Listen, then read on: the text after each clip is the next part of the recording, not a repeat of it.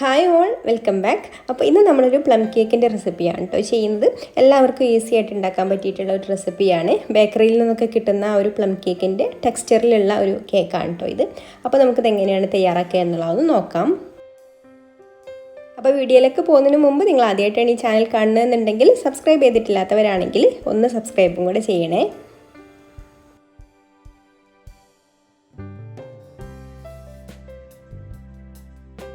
അപ്പോൾ ആദ്യം തന്നെ നമുക്ക് കാരമൽ സിറപ്പ് റെഡിയാക്കി എടുക്കാം. അപ്പോൾ അതിന് വേണ്ടിയിട്ട് ഞാനിവിടെ ഒരു 1/2 കപ്പ് പഞ്ചസാര എടുത്തിട്ടുണ്ട്. അത് നമുക്ക് ഈ ഒരു പാനിലേക്ക് ഇട്ട് കൊടുക്കാം. ഇനി നമുക്ക് ഫ്ലെയിം ഓൺ ആക്കിയിട്ട് ഇതൊന്ന് കാരമലൈസ് ചെയ്യാം. അപ്പോൾ ഒരു ലോ മീഡിയം ഫ്ലെയിമിൽ വെച്ചാൽ മതി കേട്ടോ. അത് പെട്ടെന്ന് തന്നെ നല്ല തീ കൂട്ടി വെച്ചിട്ട് കാരമലാക്കരുത്. അപ്പോൾ പെട്ടെന്ന് പഞ്ചസാര കരിഞ്ഞു പോകും. സാവധാനം വേണം കാരമലൈസ് ചെയ്തെടുക്കാൻ വേണ്ടിയിട്ട്. ഇപ്പോൾ ഇതാ പഞ്ചസാര ഇവിടെ ഉരുക്കി തുടങ്ങിയിട്ടുണ്ട്.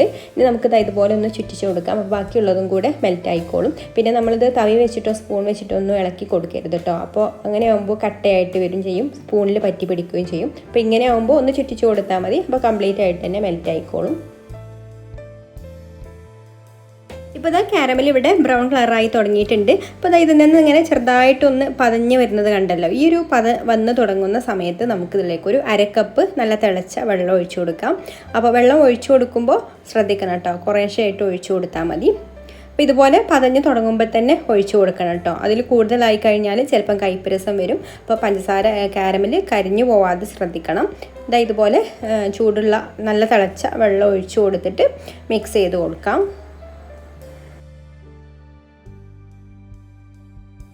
ഇനി ഇതൊന്നും കൂടി നന്നായിട്ടൊന്ന് തിളച്ചതിന് ശേഷം നമുക്ക് ഫ്ലെയിം ഓഫ് ആക്കാം.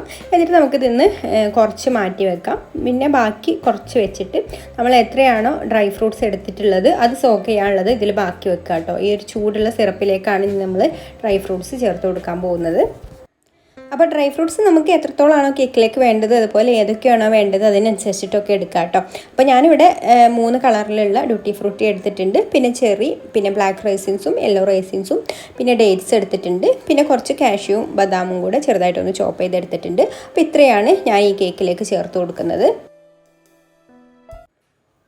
ഇനി കാരമൽ സിറപ്പ് നിന്ന് ബാക്കി മാറ്റി വെച്ചിട്ട് ഞാൻ ഈ ഒരു ഡ്രൈ ഫ്രൂട്ട്സിലേക്ക് ഇട്ട് കൊടുത്ത് മിക്സ് ചെയ്തെടുത്തിട്ടുണ്ട് കേട്ടോ. അപ്പോൾ ഡ്രൈ ഫ്രൂട്ട്സ് ഇട്ട് കൊടുക്കുന്നതിൻ്റെ വീഡിയോ ക്ലിപ്പ് ഞാൻ വിട്ടുപോയതാണ്, ക്യാമറ ഓണാക്കാൻ മറന്നു പോയതാണ് കേട്ടോ. ഞാൻ ആ ഒരു എടുത്തിട്ടുള്ള മുഴുവൻ ഡ്രൈ ഫ്രൂട്ട്സും ഇതിലേക്ക് ഇട്ട് കൊടുത്തിട്ടുണ്ട്, നട്ട്സും ഇട്ട് കൊടുത്തിട്ടുണ്ട്. ഇത്രയും സിറപ്പാണ് കേട്ടോ നമ്മൾ മാറ്റി വെച്ചിട്ടുള്ളത്. ഇനി നമുക്കിതിലേക്കൊരു 1/2 ടീസ്പൂണ് ഓറഞ്ചിൻ്റെ തൊലി ഇട്ട് കൊടുക്കാം. അപ്പോൾ ഓറഞ്ചിൻ്റെ തൊലി എടുക്കുമ്പോൾ അതിൻ്റെ വൈറ്റ് പോർഷൻ പെടാതെ വേണം ഇട്ട് കൊടുക്കാൻ. വൈറ്റ് പോർഷൻ പെട്ടാൽ കയ്പ്പ് രസം വരും. എന്നിട്ട് നന്നായിട്ടൊന്ന് മിക്സ് ചെയ്ത് കൊടുത്തിട്ട് ഇത് അടച്ചു വെക്കാം. പിന്നെ സോക്കിങ്ങിൻ്റെ ടൈം നമ്മുടെ ടൈമിനനുസരിച്ചിട്ട് വെക്കാം കേട്ടോ. അപ്പോൾ ഒരു 2-3 മണിക്കൂറൊക്കെ ടൈം ഉണ്ടെങ്കിൽ വെക്കാവും നല്ലത്. അപ്പോൾ ഞാൻ വൈകുന്നേരം ഉണ്ടാക്കാനുള്ള കേക്കിന് രാവിലെയാണ് ഇത് സോക്ക് ചെയ്ത് വെക്കുന്നത്. ഇനി നമുക്ക് ഡ്രൈ ഇൻഗ്രീഡിയൻസ് ഒക്കെ ഒന്ന് അരിച്ചെടുക്കാം. അപ്പോൾ ഞാനിവിടെ 1.5 കപ്പ് മൈദയാണ് എടുത്തിട്ടുള്ളത്. അത് നമുക്ക് അരിപ്പയിലേക്ക് ഇട്ട് കൊടുക്കാം. ഇനി ഇതിലേക്ക് 1.5 ടീസ്പൂണ് ബേക്കിംഗ് പൗഡറും 1/4 ടീസ്പൂണ് ഉപ്പും പിന്നെ 1/2 ടീസ്പൂണ് പട്ട, ഗ്രാമ്പൂ, ഏലക്ക ഇത് മൂന്നും കൂടെ പൊടിച്ചെടുത്തതാണ് കേട്ടോ 1/2 ടീസ്പൂൺ ചേർത്ത് കൊടുക്കുന്നത്. പിന്നെ ജാതിക്ക പൊടിച്ചത് 1/4 ടീസ്പൂണും 1/4 ടീസ്പൂണ് ചുക്കുപൊടിയും കൂടെ ചേർത്ത് കൊടുക്കുന്നുണ്ട്. എന്നിട്ട് എല്ലാം കൂടി നന്നായിട്ടൊന്ന് അരിച്ചെടുക്കാം.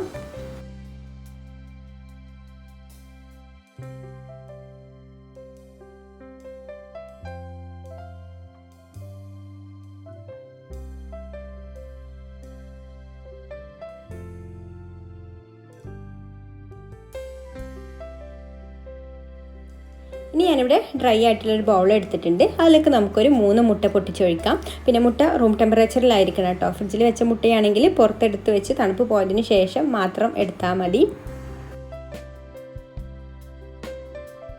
ഇനി ഇതിലേക്ക് 1 ടീസ്പൂണ് വാനില എസൻസ് ചേർത്ത് കൊടുക്കുന്നുണ്ട്. പിന്നെ ഇതിലേക്ക് പ്ലം കേക്കിൻ്റെ എസൻസ് ആണ് ചേർത്ത് കൊടുക്കുന്നത്. അത് ഒരു 1/2 ടീസ്പൂണാണ് കേട്ടോ ചേർത്ത് കൊടുക്കുന്നത്.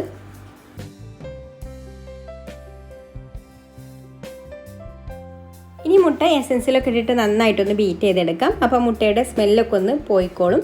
ഇനി നമുക്കിതിലേക്ക് 1/2 കപ്പ് ബ്രൗൺ ഷുഗർ ചേർത്ത് കൊടുത്തിട്ട് ബീറ്റ് ചെയ്തെടുക്കാം. അപ്പോൾ ഞാൻ ബ്രൗൺ ഷുഗർ പൊടിച്ചിട്ടൊന്നുമില്ല കേട്ടോ, പൊടിക്കാത്ത ബ്രൗൺ ഷുഗർ തന്നെയാണ് 1/2 കപ്പ് എടുത്തിട്ടുള്ളത്. ഇനി ബ്രൗൺ ഷുഗർ ഇല്ലെങ്കിൽ സാധാരണ പഞ്ചസാര ചേർത്ത് കൊടുത്താലും മതി.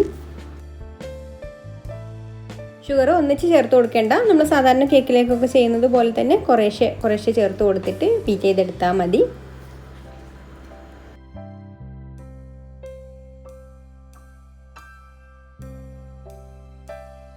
ഇപ്പോൾ ഞാൻ മുഴുവൻ പഞ്ചസാരയൊക്കെ ചേർത്ത് കൊടുത്ത് നന്നായിട്ട് ബീറ്റായി വന്നിട്ടുണ്ട്. നല്ല ഫ്ലഫി ആയി വന്നിട്ടുണ്ട് കേട്ടോ. മുട്ടയും പഞ്ചസാരയും കൂടെ ഇതുപോലെ ആയിട്ട് വരണം. ഇനി നമുക്കിതിലേക്കൊരു 1/4 കപ്പ് ബട്ടർ മെൽറ്റ് ചെയ്തത് ചേർത്ത് കൊടുക്കാം.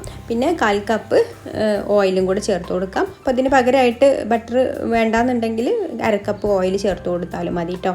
അപ്പോൾ ഞാനിവിടെ രണ്ടും കൂടെയാണ് ചേർത്ത് കൊടുക്കുന്നത്. എന്നിട്ട് ചെറുതായിട്ടൊന്ന് ബീറ്റ് ചെയ്ത് കൊടുത്താൽ മതി കേട്ടോ. ഒരുപാട് ബീറ്റ് ചെയ്ത് കൊടുക്കേണ്ട ആവശ്യമില്ല. ഓയിലൊന്ന് ഒഴിച്ച് കഴിഞ്ഞാൽ പിന്നെ നമുക്കിതിലേക്ക് നമ്മൾ റെഡിയാക്കി മാറ്റി വെച്ചിട്ടുള്ള സിറപ്പ് ചൂടാറിയതും കൂടെ ഒഴിച്ച് കൊടുത്തിട്ട് മിക്സ് ചെയ്തെടുക്കാം.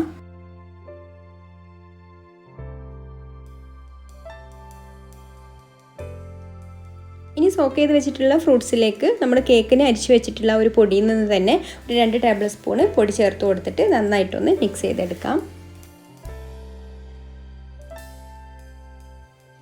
ഇനി നമുക്കിതിലേക്ക് കുറേശ്ശെ അരിച്ച് വെച്ചിട്ടുള്ള പൊടികൾ ചേർത്ത് കൊടുത്തിട്ട് മിക്സ് ചെയ്തെടുക്കാം.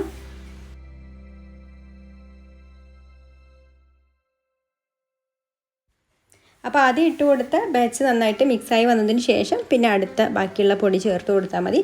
അങ്ങനെ ഒരു 3-4 പ്രാവശ്യമായിട്ട് വേണം നമ്മൾ പൊടി ചേർത്ത് കൊടുത്തിട്ട് മിക്സ് ചെയ്തെടുക്കാൻ. ഇപ്പോൾ നമ്മളിതിലേക്ക് മുഴുവൻ പൊടിയും ചേർത്ത് കൊടുത്തിട്ടുണ്ട് കേട്ടോ. ഇനി നന്നായിട്ടൊന്ന് മിക്സ് ചെയ്തെടുക്കാം. അപ്പോഴേക്കും ആ ബാറ്റർ നല്ല തിക്കായി വന്നിട്ടുണ്ട്. അപ്പോൾ നല്ല ഒരു ടൈറ്റ് ആയിട്ടുള്ള ബാറ്ററാണ് കേട്ടോ നമുക്ക് പ്ലം കേക്കിന് വേണ്ടത്.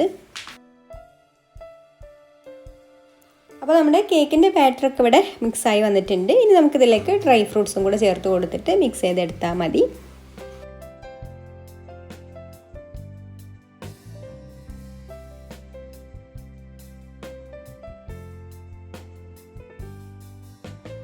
അപ്പോൾ അതാ നമ്മുടെ കേക്ക് ബാറ്റർ ഇവിടെ റെഡിയായി. ഇനി നമുക്കിത് ബേക്ക് ചെയ്യാൻ വേണ്ടിയിട്ട് ഞാനിവിടെ ഒരു 7 ഇഞ്ചിൻ്റെ കേക്ക് ടിന്നാണ് കേട്ടോ എടുത്തിട്ടുള്ളത്. കേക്ക് ടിന്ന് ഓയിലൊന്ന് ഗ്രീസ് ചെയ്ത് കൊടുത്തതിന് ശേഷം അടിയിലും സൈഡിലൊക്കെ ബട്ടർ പേപ്പർ വെച്ച് കൊടുത്തിട്ടുണ്ട്. അപ്പോൾ ഞാൻ ഹൈറ്റ് കുറഞ്ഞിട്ടുള്ള കേക്ക് ടിന്നായതുകൊണ്ട് സൈഡിൽ ഇതുപോലെ ഉയർത്തിയിട്ട് ബട്ടർ പേപ്പർ വെച്ച് കൊടുത്തിട്ടുണ്ട് കേട്ടോ. ഇനി നമുക്കിതിലേക്ക് ബാറ്റർ ഒഴിച്ച് കൊടുക്കാം. അപ്പോൾ ഞാനിവിടെ ബേക്ക് ചെയ്തെടുക്കുന്നത് കൺവെക്ഷൻ ഓവനിലാണ് കേട്ടോ. ഓവന് 180 ഡിഗ്രിയിൽ 10 മിനിറ്റ് പ്രീ ഹീറ്റ് ചെയ്ത് വെച്ചിട്ടുണ്ട്.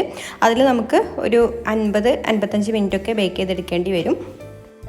പിന്നെ പ്ലം കേക്കിന് നമ്മൾ സാധാരണ കേക്ക് ബേക്ക് ചെയ്തെടുക്കുന്നതിനേക്കാളും കുറച്ച് കൂടുതൽ സമയം വേണം കേട്ടോ ബേക്കായിട്ട് വരാൻ വേണ്ടിയിട്ട്. അതുപോലെ തന്നെ ഓരോ ഓവൻ്റെ ടെമ്പറേച്ചർ അനുസരിച്ചിട്ടും ടൈമിലൊക്കെ മാറ്റം വരും.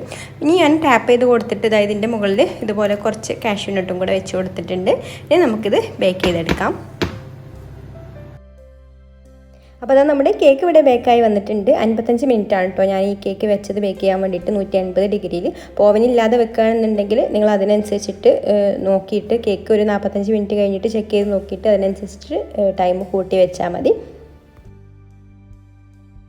ഇപ്പോൾ ഇതാ നമ്മുടെ കേക്ക് ഇവിടെ നന്നായിട്ട് ചൂടാറിയതിന് ശേഷം ഞാൻ ഡിമോൾഡ് ചെയ്തെടുത്തിട്ടുണ്ട്.